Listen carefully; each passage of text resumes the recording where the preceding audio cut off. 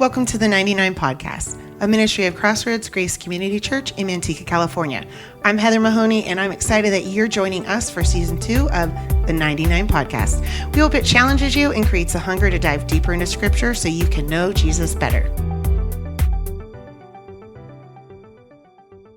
Well, what is up, everybody? My name is Pastor Brian Hunt, and welcome back to the 99 Podcast. Now, I know I'm not Heather Mahoney, not by a long shot, but she's off this week. She's doing some amazing mission stuff with our middle schoolers in Mexico, so you're stuck with me. That's right, I get to fill in and hang out today. So, as I said last week, though, we have a different type of episode to share with you today, and if you caught this weekend's message, you know that I announced some really exciting things about the Counseling Center. And not only do we have great plans in place, we talked about the architecture and the drawings and the Avenger team that we've kind of put together, but we've also begun to put together key members of our team. And I am here to tell you that God has provided some absolute studs to help us as we have the center move forward into the right direction. And so as I mentioned this weekend, we've got two huge key announcements to be able to make, and you guys got to meet them a little bit. But this week I want to take a little bit more time so you get to know these two key members of the team. And I'm excited for all of our listeners to meet our new program director of the Counseling Center, Monica Ferrulli, and our clinical director, Kate Meek. Thank you both for joining us today. Yeah, thank you for having us. Absolutely. Glad to be here. Yeah, so fun to have you guys here. And so here's what we wanted to do. We wanted to get to know you guys a little bit better, but just a second ago when we were talking off air, you guys were talking about the places that you would love to live a little bit, or maybe you're going to be vacationing to. Now, Monica, go first. You just said that you literally would live this place if you could. Where would you live? Maui, Hawaii. Love it there. Very specific. And you got to share the story. But so you're on your honeymoon, right? You're talking about, and what happened? You know, you're like.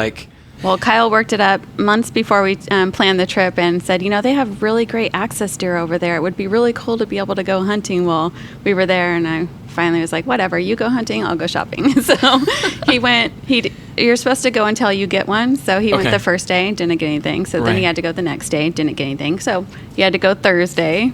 Then I think he went in the morning and in the afternoon that day, and they finally got something. So this is your honeymoon. Yes. So you said, I do, I love you forever, and I'm going hunting is what Kyle told you. Did he purposely not get anything? So I think so. I think so. I think he liked the experience. Oh, I forgot my bullets. Yeah.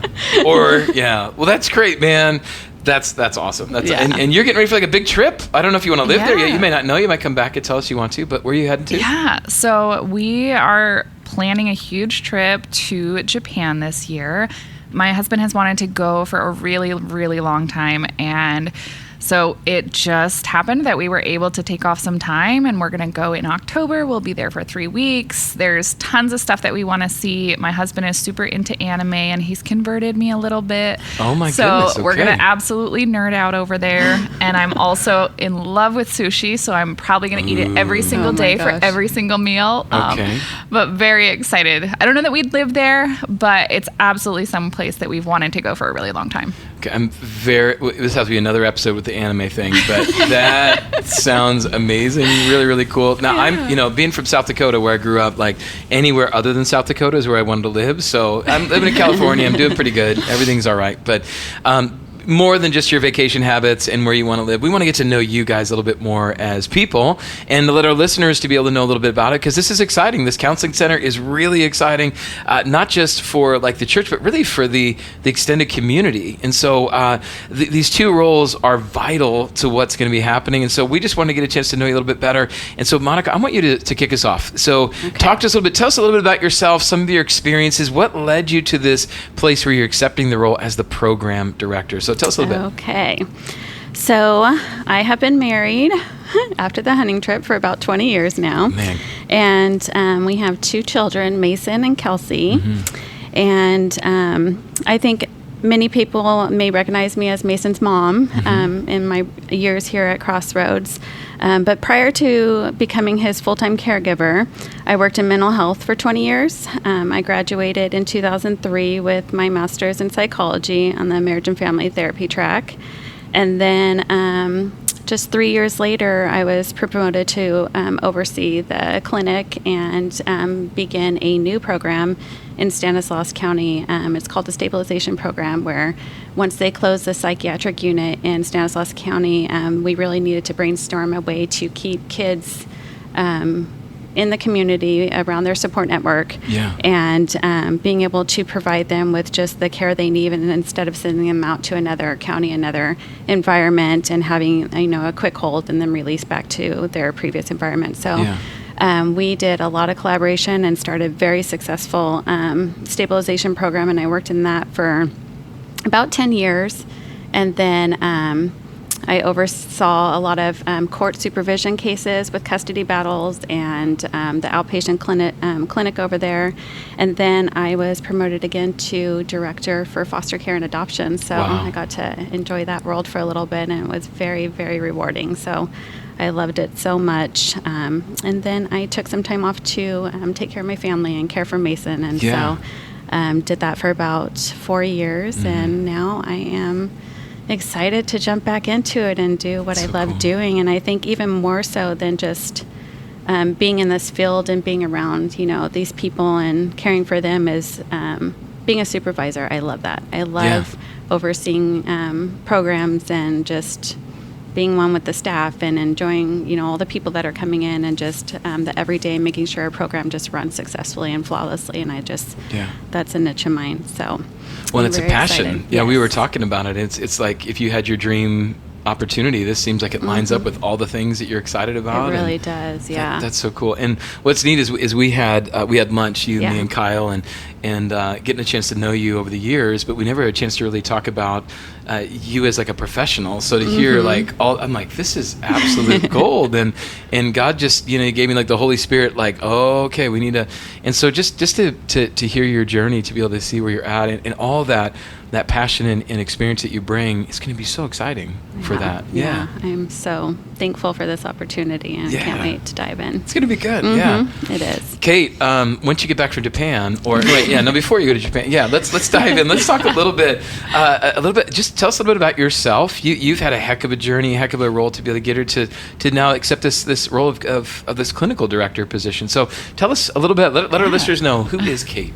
Yeah, absolutely. So my journey with therapy actually, or I guess with psychology as a whole, started when I was 16. I had an incredible psychology professor in high school, and it really sparked my interest about psychology, the brain, understanding how things work. I also had a pretty challenging family life, and so it was a way for me to understand. And through that, I just became really passionate about working with people and supporting people who have gone through challenges or hardships or have experienced trauma in their life. And so right after I graduated high school, I immediately went into my undergrad program. I graduated at 21, and then I was a little unsure of what to do with life, and so I worked in like community mental health with individuals who were kind of dual diagnosis with physical disabilities and mental disabilities.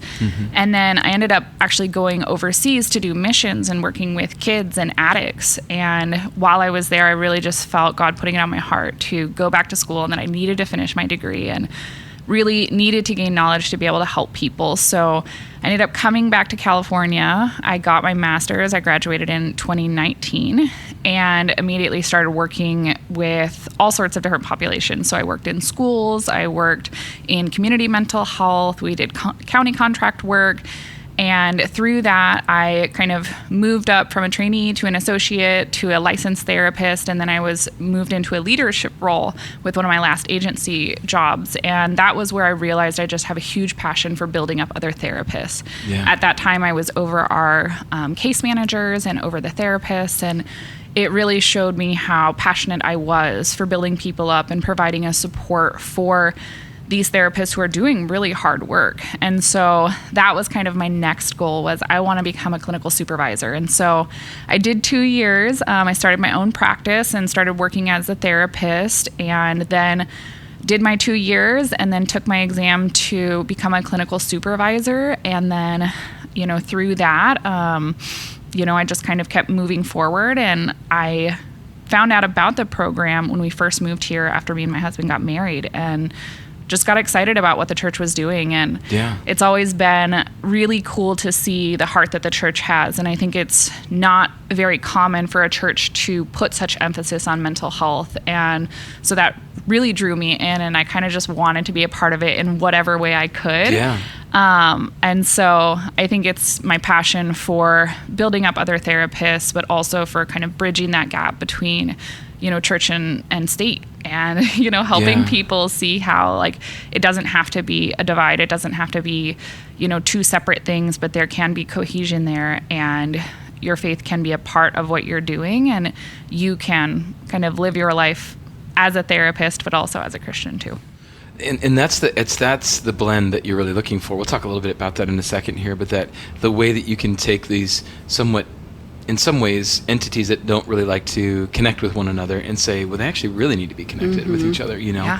So I think that's really neat. And obviously both believers in Jesus, and you love Jesus. And remind me one more time. So your education again, I want just so listeners can hear that. So undergrad at where? I did my undergrad at UCSB, so University of Santa Barbara. Yeah, which And must be really hard to be down in Santa It Barbara by the was. ocean. It was so- rough. And there's no listeners that feel sorry for you. Anyway, so. And then your master's, you said? And then I got my master's at Stanislaus State University. Cool. And what was your rundown again?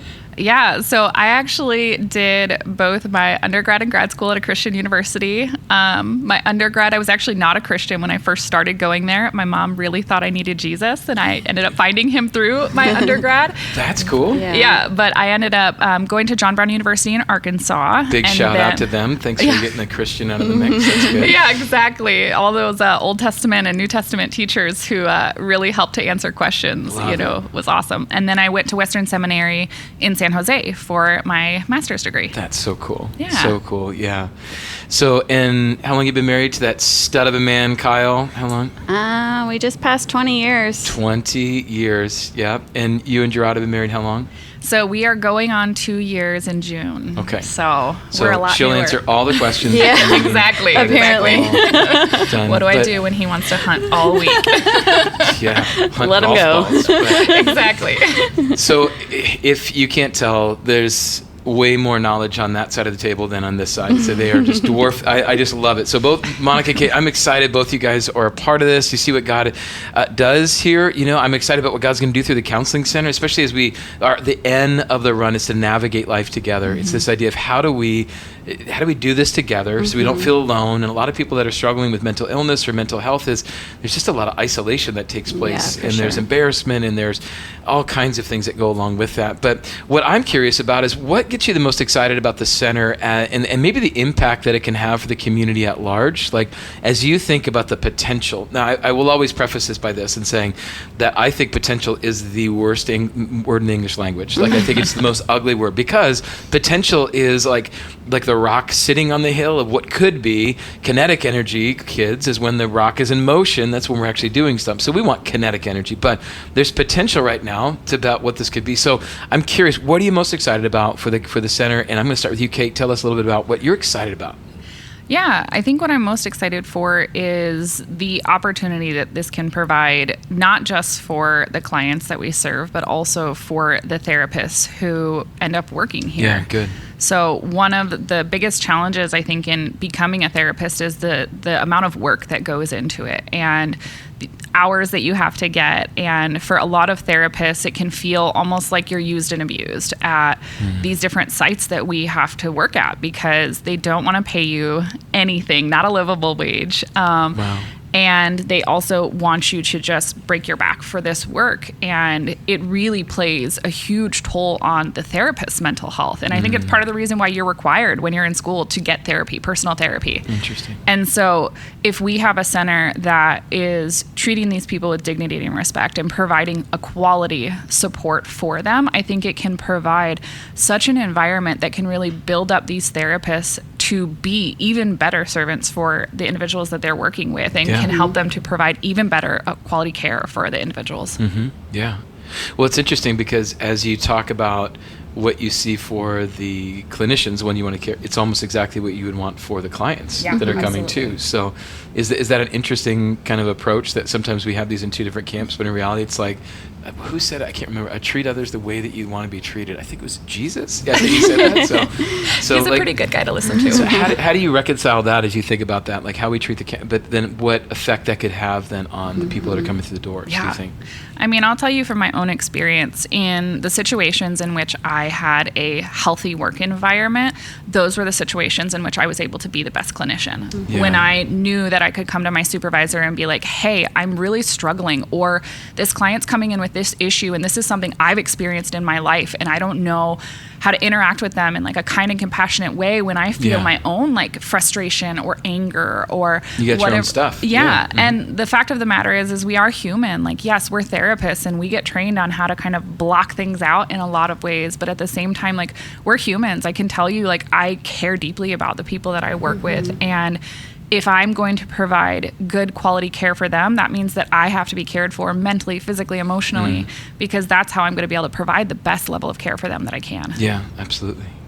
How about you? What excites you a little bit about this center coming on board, what it can mean for the community?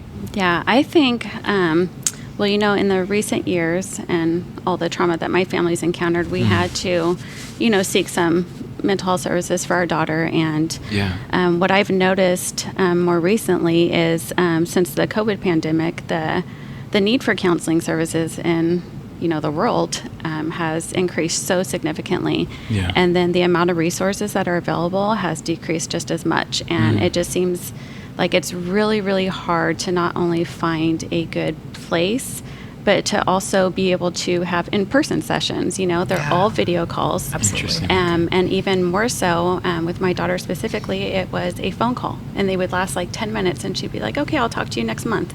I'm like, okay, that cannot help anybody, you know? And so to be able to not only open up an in-person counseling center, but then one that's associated with, you know, church and faith, and even a lot of people that I know have just been amazed that, you know, our church is doing that. There's a lot of churches want to do that, but the amount that actually can and put that amount of resources into opening a full-on counseling center it's very, very rare. So I'm just excited to be able to offer that and be a part of it. And I think that our community and everybody within our church are going to benefit so much from it. Well, and you just said something that I think is important, is that we don't see this as like, you got to come to Crossroads to get service. You know, it's not like a club. No, absolutely not. And so that, I think that's really important for people to know, especially as you're listening and maybe you're in the Central Valley, like, hey, how could this affect me it directly in the sense that if you got a church home, keep going to your church. But maybe this is a chance for you to get some mental health services too. Now, if you don't have a church, we certainly would love for you to come and try, but it doesn't mean that you get a discount or something like that. But but the other thing that I think is probably important to think about is the world, although it turned upside down when COVID hit and everything went to this digital, phygital type of thing, is really coming full circle to the sense of, we need some we need people. Like, we need connection. In some cases, and you could probably speak to this from the therapy perspective, is some people just need someone to listen to them. And some of those problems can really be worked through just with human connection. It's almost, again, how God designed it for us to be together. So maybe just really quickly speak about that. I'm not sure whoever, just like the idea of like how important it is to just have connection with people and how that helps with mental health. I have one situation that stands out in my head. When I was just starting my counseling journey, there was this teenage girl, I believe she was 15 at the time. She came into our counseling center, and she went from therapist to therapist to therapist, and she would sit in that room and literally be mute for the entire hour and not say a word. She didn't want to engage. She didn't want to be there.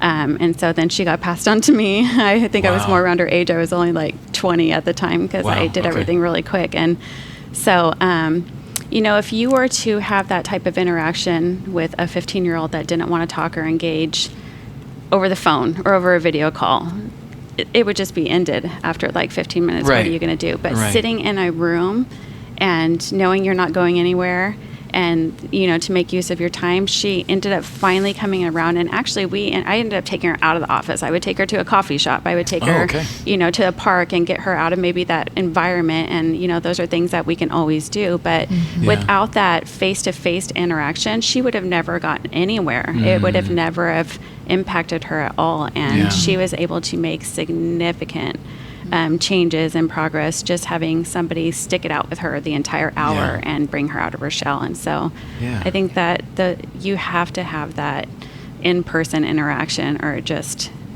doesn't feel. That's huge. Yeah, it is. Yeah, it's huge. We live in a really interesting world, and what stands out is that when we talk about the center, is like it can make a huge difference, because the next generation, you spoke to that 15, 16-year-old girl, the next generation, there are a lot of red flags that are coming up, and we can thank COVID for the sense that it opened the conversation up to be able to speak about mental health a lot easier. But in the same time, it also could be a negative, because now all of a sudden everything needs to have a diagnosis in order for us, so there's a lot of things. For instance, there's just a few stats that I had pulled up that the Central Valley has some of the highest rates of mental health in California and the fewest resources. According to California Healthcare Foundation, more than half, 54% of Central Valley residents report difficulty finding a mental health provider who takes insurance, is one. And then 2 out of 3 residents of the Valley, 67%, say they had to wait longer than a reasonable amount of time for mental health appointment this last year. And then interesting with students is that 63% of students report experiencing an emotional meltdown, and 45% of the students report feeling really depressed. And then this one really stuck out. I mentioned this a couple of weeks ago, but decades of underinvestment have contributed to California schools having only one social worker for every, check this out, 6,000 students, and having the 3rd highest ratio of students to school counselors in the nation. I'd love for you to speak a little bit about the impact that this center might have on the next generation, or the importance of that. So I'll just kind of see, Kate, what do you think about that when you think of No, everything that you've said is, so real. And I think the younger generations, they have grown up in some of their fundamental years, have grown up in just digital immersion.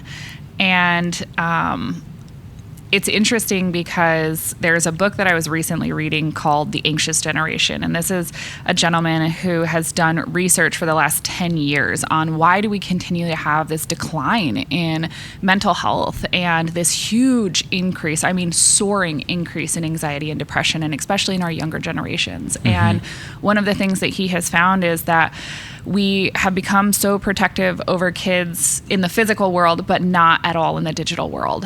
And that's true. So we have kids who are experiencing horrible bullying online, kids who see all of these images on TikTok and Instagram about what they should look like, and they'll never measure up, because we can never measure up to these filters. We can never measure up to what we see. And so I feel like there is just such an impossible view of what is enough now. And I feel that plays a huge role. And even for myself, I can say, recently, about a month ago, I was like, I have such an unhealthy relationship with social media. And I sit here and I look at, these other 30-year-olds who have a house and have this and have that. And I'm like, well, what about me? What about me? Yep. And it's so easy to fall into that place of discouragement and depression, because you just look at what people present as their reality. And I think that's the huge part, is it's a presentation. It's not really reality. Yeah, it's a highlight reel. Yeah. And so I feel like this entire point of this program is to really support individuals in coming back to finding themselves and coming back to the real world. And I do think that there is an incredible resource in telehealth. And I think it can provide an opportunity for people who could not have had therapy to have therapy. Parents who have a really busy schedule with their kids, it can provide an opportunity for them to get counseling. But there is something really special about having in-person therapy, especially with the younger generation, because I think that they need that face-to-face time. There is so little face-to-face time. Even at schools now, it's, you're going to do all your work on a tablet, you're going to do all your work on a computer. And so there's not that human interaction of, hey, we're going to work through this together. And it's even shown in the decline of social skills for kids. Sure. You know, Yeah. they just don't know how to communicate as well anymore. And I think us adults are doing that as well. And so I'm really hoping that this is an opportunity for us to just build up our community as a whole, and for us to show everyone in, you know, Manteca, Modesto, Stockton, all of these surrounding cities, that there is a place where they can get support. Yeah. And the one other thing I want to say, I'm sorry, is you highlighted it's really hard for people to get therapy in a timely manner. Most people that reach out for therapy, they are in a state of crisis. That is normally what pushes them to get support. And I think as we've seen insurance companies really push back about providing services, I don't know if you guys know, in California, it's required that mental health is a part of your insurance plan, but it's not always respected. And it's not, insurance providers many times don't have therapists available or don't pay those therapists a livable wage, which means they can't have a full caseload because they need to work somewhere else to make a livable wage. And so that has been one of the things that has really come up a lot. And if we are training up therapists, and if we have a large team, like, we have an opportunity to provide for hundreds, you know, hundreds of people in a really timely manner. Yeah, that's what's important. Yeah. Well, you know, what's interesting is I think we mentioned a little bit earlier, one of the things that often gets confused in the church world is how faith and mental health should intersect. And then there's some that will say that they're polar opposites, meaning that you just have enough faith and you're going to cure anything. So counseling, mental health professionals, you're not really necessary. We just got to get that faith muscle stronger. And sadly, what I think gets lost in that approach is the reality that God has actually gifted really, really great people. I'm looking at two of them right now that are in that mental health space that can help people get past hurts, habits, and hangups. We talk about that through CR quite a bit, and I think it's broader than just the recovery world. But and I believe it's very much possible, even godly, to make sure those two things interact. So, Monica, I'd love to hear from you. How do you think the Counseling Center can benefit, or maybe has benefited you and the family? And how do you see those things like intersecting faith in the counseling world? Why is that so important? Well, I'm going to start with faith and relate to this on a more personal level too. Is one of the questions that we got asked so much is, you know, Mason was he had the faith that we couldn't even explain, and just watching it was just, you know, it left us speechless at times. But so many people have asked us, you know, how is your faith so strong when God has allowed so much suffering in your lives? Yeah. And, you know, our answer to that is we've never felt that God has allowed that, or that that he would want him to suffer. And, you know, unfortunately, our world has evolved to entail so much technology and toxins that are carcinogenic. And so us as humans, as we've evolved on this world, we've created that. And, you know, but one thing that we have been able to answer is that God did stay by Mason's side during his entire battle. He helped him get 100%. Through it.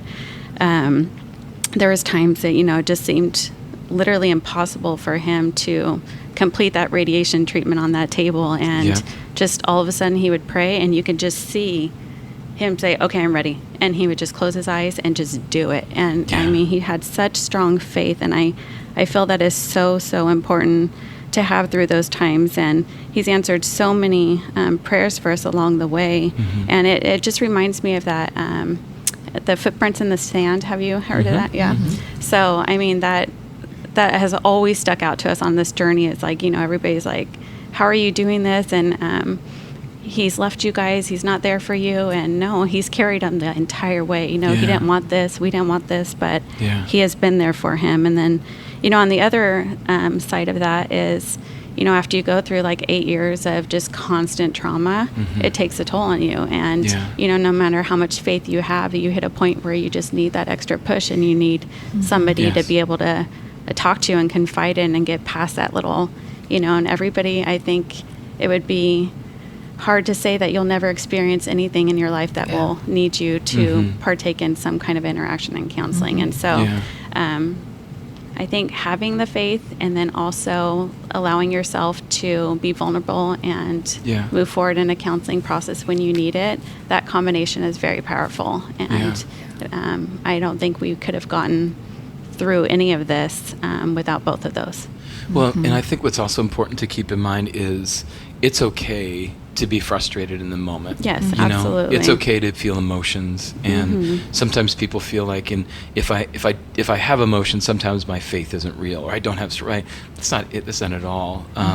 It's the reality that you know that God is working, but yet you might not understand it, and it's okay to talk to somebody else that might help you navigate those waters. Yeah, absolutely. So, you know, one thing that I think a lot of people would probably be wondering about, Kate, is when we navigate the, how do we navigate, you know, the state along with all of that, but also maintaining that unapologetically that we're a Christ-centered center for people to be able to get help, but yet how do we have the broadest net to be able to help the most people?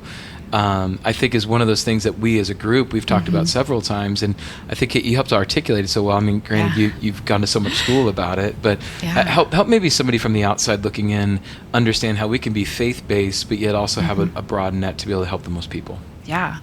So one of the things that I like to focus on is what was the number one commandment that has been vocalized the most in the Bible?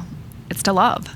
Yeah. And if we are living out that commandment, loving individuals, it's going to show up in the way that we interact. I tell people all the time, like, I am a therapist, I am a Christian. Those are just two parts of who I am. And they go together because the way that I live out my faith is through love. And loving those that I work with, showing up in a kind and compassionate way, showing up with non-judgmental stance with people. Sure. And I think the way that faith and therapy interact is through how the therapist is living out their life legally. We cannot go in and be like, you're a sinner, you're going to go to hell. And I don't think that's a way that we would want to engage with people. What's the point of that? Why do we want to shame people? But what we can do is show up with love and say, let's think about how this choice is impacting your life. Let's think about the results that come from this decision or living in this way. Could there be a better way to live? We can provide opportunities for them to learn, for them to grow. And through all of that, they can see the love of Jesus. And maybe they don't know it's the love of Jesus, but they do know this therapist sat with me while I didn't talk for, an hour. For how many weeks were you with that client? You know, and they see that and they're like, why? Why does this therapist choose to like take this time doing nothing? And it's because, well, we're choosing to show up with love. Yeah. I love that. And I can't help but go back to your undergrad experience where you came into a Christian school, not as a Christian, but then left as, and what it takes is time. It takes somebody that's willing to answer questions that you have or sit with you in a room by yourself and allow the process of discovering Jesus to happen, not in a microwave fashion. Now, every counselor that'll be a part of our group will be a Christian, and that'll be part of our prerequisite, and that'll be letting them know that is something that we would love to have be part of those sessions when available. But it is amazing to see what you've taught me, I think, then you may not even realize this, is just the beauty in the long game of therapy. And me as a type 8 A+ person that wants things done very quickly, like that long game is way too long. But there is a beauty in the long game and the waiting. And if we think about our journeys to faith, God was pretty patient with us and waited. And so we want to create an environment where people are able to come in and feel the love of Christ, maybe sometimes directly in the sense that maybe we pray with them in a session, maybe we do, but maybe it's just the sense that there's somebody that cares enough about them to sit with them, to listen to them, and see what God might do through it. So counselors will be Christians. We're going to be very focused on that, but yet also we want to make sure we're able to have a broad net to help as many people, because that is truly what we want to do. We want to help people know who Christ is. And one interesting thing is that the Bible is... what's awesome, but it also highlights so many different people that battle with different moments of like depression and anxiety throughout life. And David, I mean, he's one of my favorite ones to look at. And if you read the Psalms, you're like, this guy's kind of nuts. And because in one moment he's distraught, the next moment he's reaching out to God in desperation, and yet a few verses later he's praising him, and he's got all the things. Just a few verses, just Psalm 62, 1-8, I think is such an example of this. This is David speaking. He says, "Truly my soul finds rest in God. My salvation comes from him. Truly he is my rock and my salvation. He is my fortress. I will never be shaken." Pretty good so far. Verse 3, "How long will you assault me? Would all of you throw me down? This leaning wall, this tottering fence. Surely they intend to topple me from the lofty place. They take delight in lies with their mouths. They bless, but in their hearts they curse." Verse 5, Yes, my soul finds rest in God. My hope comes from him. Truly, he is my rock and my salvation. He's my fortress. I will not be shaken. My salvation and my honor depend on God. He is my mighty rock, my refuge. Trust in him at all times, you people. Pour out your hearts to him. Our God is a refuge. I mean, it's pretty powerful to hear that one of the best kings in the world, like the best king of Israel, wavering about doubt, and then confidence, and then despair, and then total dependence on God. It just kind of goes to show you that even the mighty have moments of weakness, and I think we should all remember that nobody is above that. So I'm just curious, are there scriptures that have jumped out to you guys that maybe have been encouraging to you when it comes to navigating life together? Are there maybe times in your life where you've grabbed on to different scriptures that have helped you? And Monica, I'll just kind of start with you. Like, okay. What are your some go-tos, some people wondering? I really do, and I think this one has been significant to our family in the past 8 years too. Is prior to Mason's diagnosis, we were believers. We went to church here and there, but I say to fully put your trust in Jesus and really embracing that. We lacked that part. Wow. And so I think, trust in the Lord with all your heart and lean not on your own understanding has been really huge for us.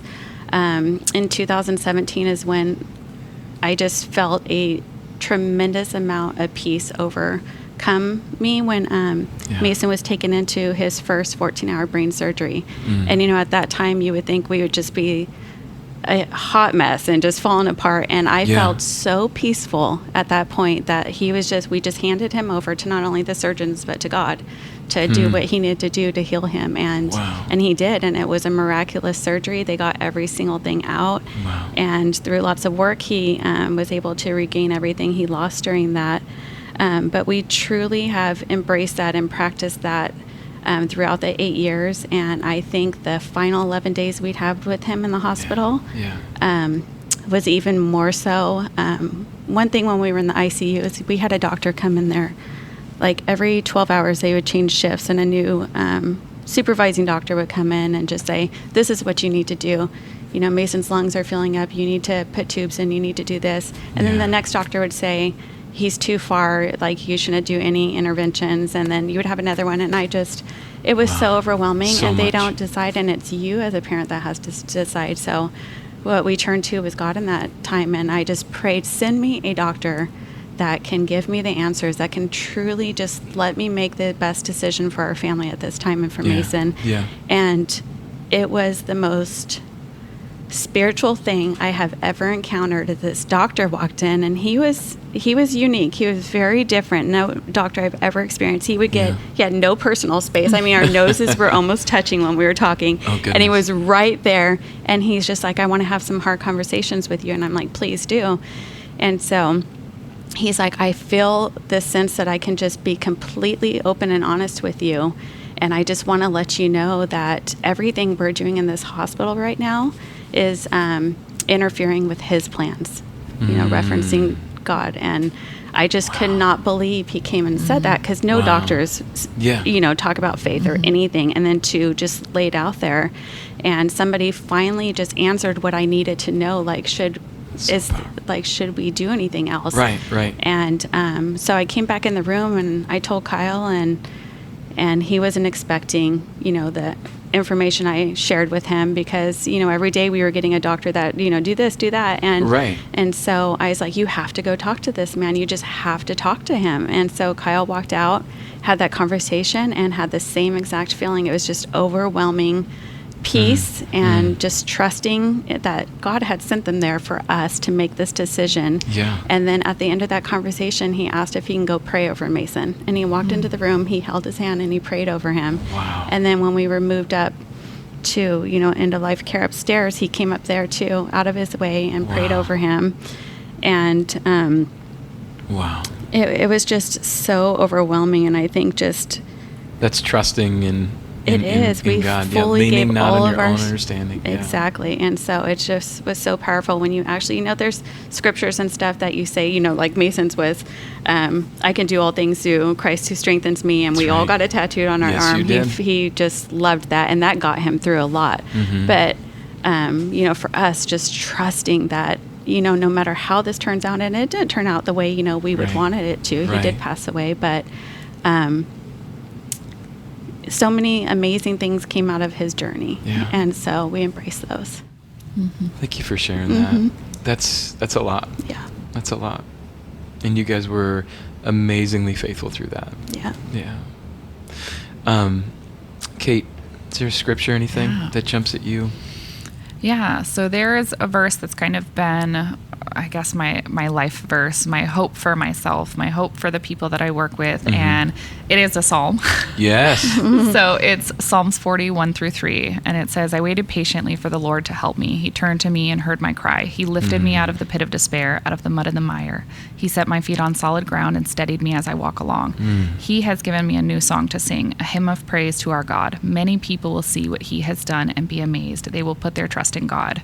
Awesome. And when I think of this verse, this is what I want for myself. Yeah. I want healing and my learning and growing journey to be so great that people notice and ask questions. Yeah. But also for the clients that I work with, my heart for them is truly that their healing journey will be so great that it is noticeable and that they feel that their spirit is lifted and they've been able to let go of hurt and trauma and the challenges that they've experienced so that they can really find peace, self-acceptance, and joy. Yeah.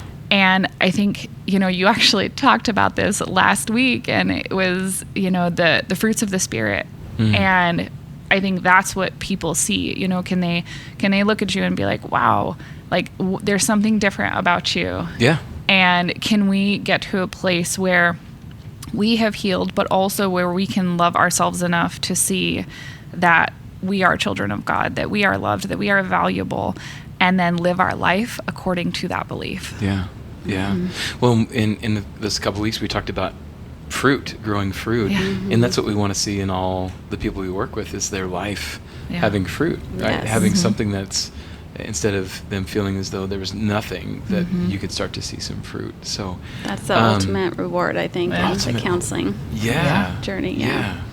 Yeah. It's probably even more exciting than like a teacher that sees a child that they had in class and they come back and they're like, oh, here's my family. Like to see somebody go from a point where they thought all hope was lost and now live in hope. Yeah. I don't know if there's anything better than that. Yeah. So Yeah. Absolutely. Clearly this is going to be an amazing journey. Yeah, I'm so glad you guys are a part of this. And Thank I just you. have a sneaky suspicion we probably going to have to do another one of these episodes because I'm guessing there's some people that probably have questions out there right now that if you want, you can be putting those in the comments. We'll sort through those. But I just want to thank you both for being not only in the 99, because this was kind of fun and different, but being a part of this team and helping. And we're in a position we're poised to help one person, one family with one purpose. And I think it's going to be really exciting to see that happen. And I want to thank you. Thank you for everything. Thank you for your journeys that you've been on that have brought you to this point, and now excited to see what that means as we push forward. So, guys, as always, if you're listening, thanks for taking a listen. Share this with a friend if you've got somebody out there that thinks that this could be beneficial. If there's anything else, you can put those in the comments. And it's been great to host today, but I know you're like, we want Heather. I know, we do. So Heather's going to be coming back next week with a brand new episode of the 99. Can't wait to see you there. But until then, God bless you guys. Have a great day. Tag you're it. Thank you for joining us today. We hope to see you next weekend at Crossroads on campus or online for one of our 4 weekend services. To view our service times, make sure you check out our website at crossroadsgrace.org. Tag you're it.